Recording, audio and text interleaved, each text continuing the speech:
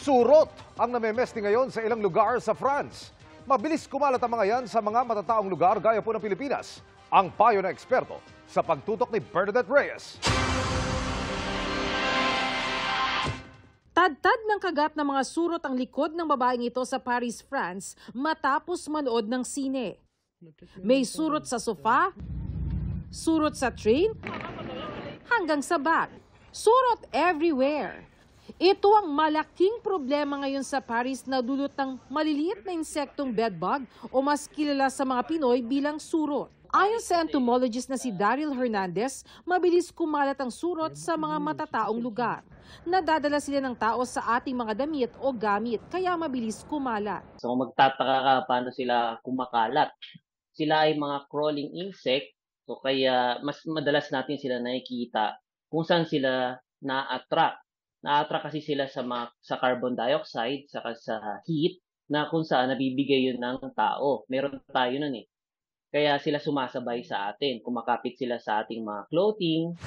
Inabutan namin nagpapagpag ng mga unan si Bebian Baranda dahil raw sa mga gumagapang na surot na talaga namang perwisyo hanggang sa kanilang pagtulog. Istorbo sa tulog kasi makate at ang delikado pag pumasok pa sa tenga mo. Ang anak ko mamapuri talagang halata po kaya ang ginagawa nila nagja-jacket sila.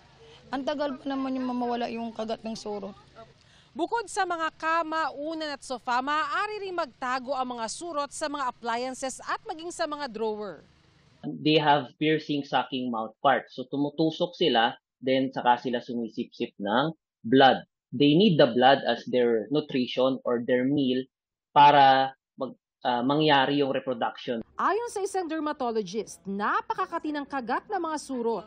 Pero hanggat maaari, hindi raw ito dapat kinakamot dahil maaari itong magsugat. Ang kagat po niya ay parang isang pattern na linear or pwedeng zigzag na sunod-sunod po na medyo elevated na mapula na may punctum or may ano po sa gitna. Nagdi-disappear naman siya on its own within 2 weeks po.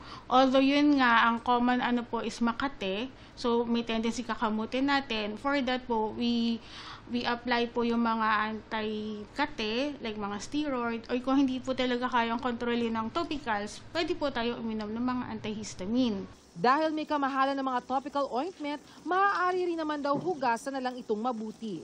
Hindi rin daw lahat ng pesticide kaya ang surot, kaya mainam kumonsulta sa eksperto. Common po is yung Madre de Cacao, although yun nga medyo mahirap daw hanapin. Pero Madre de Cacao is natural po kasi na pesticide. So pwede po siyang makatulong po.